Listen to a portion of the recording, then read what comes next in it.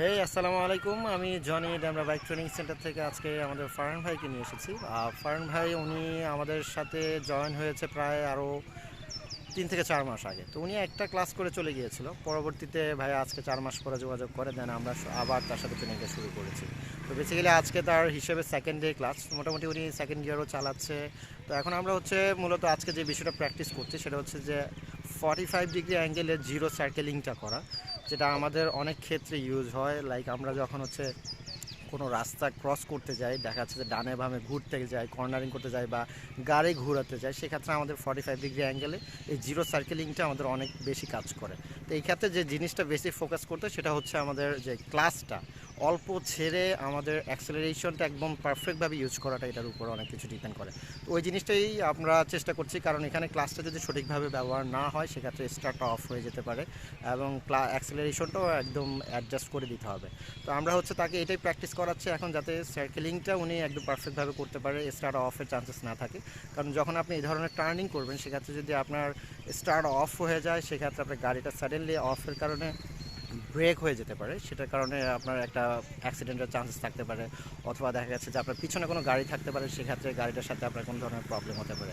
তো এই একটা খুব ইম্পর্টেন্ট বিষয়, আমরা যেটা হচ্ছে যে প্রত্যেকটা স্টুডেন্টেই আমরা করানোর চেষ্টা করি জিরো সার্কেলিং অ্যাট 45 ডিগ্রি অ্যাঙ্গেলে। 45 ডিগ্রি অ্যাঙ্গেলটা কি, আপনার গাড়ির হ্যান্ডেলটা যখন যে একদম চাকাটা সোজা থাকে সেটা আমরা 90 ডিগ্রি অ্যাঙ্গেল বলবো। আর যখন আপনি ডানে একবারে কাট করে অথবা বামে একবারে কাট করে যখন গাড়িটা করতেছেন, মানে 45 ডিগ্রি লেফট সাইড, আর যদি আপনি 45 ডিগ্রি করেন সেক্ষেত্রে আপনি গাড়িটাকে এভাবে যদি কন্ট্রোল করতে পারেন আপনার জন্য অনেক বেশি উপকারী হবে, বেসিক্সটা আপনার খুব ভালোভাবে কভার করতে পারবেন।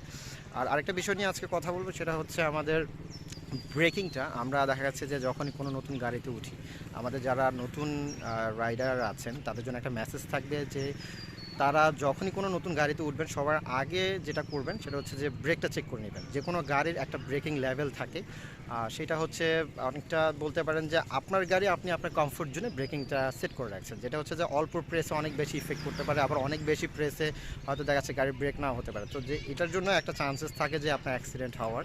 সেক্ষেত্রে যখন আপনি নতুন একটা বাইক নেবেন সবার আগে গাড়িটার আপনার ব্রেকিংটা চেক করে নেবেন যে কোন লেভেলে ব্রেকিংটা করা আছে, এইটা করবেন। আর ব্রেকিংটা আমরা প্র্যাকটিস করার জন্য যে জিনিসটা সবচেয়ে বেশি জরুরি, আমাদের যারা নতুন স্টুডেন্ট আছেন সবাই অলওয়েজ চেষ্টা করবেন ব্রেকটাকে হাতের এবং পায়ের দুটো একসাথে ব্রেক ইউজ করার জন্য। কারণ আপনি হাতের এবং পায়ের যে আলাদা আলাদা ব্যবহার আছে, এই দুটো ব্রেক আপনি প্রথম দিকে হয়তো নাও জানতে পারেন যে কোন জায়গায় হাতের ব্রেকটা ইউজ করতে হবে, কোন জায়গায় পায়ের ব্রেকটা ইউজ করতে হবে।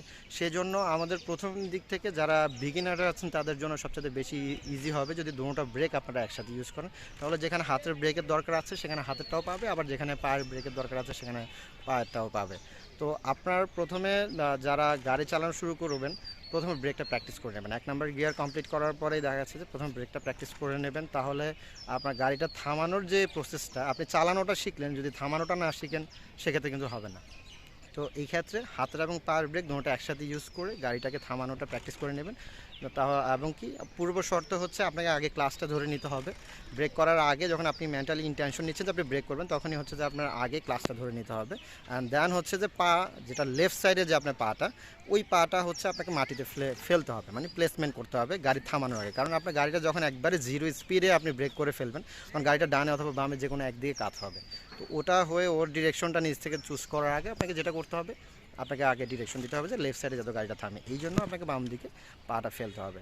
তো আমরা ঠিক এইভাবে আমাদের কন্টিনিউ করবো। আজকে অলমোস্ট ট্রেনিং 4 ঘন্টার মতো ট্রেনিং করেছি, হয়তো আমরা আর কিছুক্ষণ করে আজকের মতো আমরা ট্রেনিংটা শেষ করব ইনশাল্লাহ। হয়তো আগামীকালকে আমাদের ফারহান ভাই রাস্তায় চালানোর মতো হয়তো সফলভাবে চালাতে পারবেন। আমাদের অফ রোডের প্র্যাকটিসটা অলমোস্ট ডান, আরও কিছু বেসিক্স আছে সেটা কমপ্লিট করে আমরা কালকে হয়তো রাস্তায় নেমে যেতে পারবো। তো ধন্যবাদ সবাইকে, ভালো থাকবেন, আসসালামু আলাইকুম।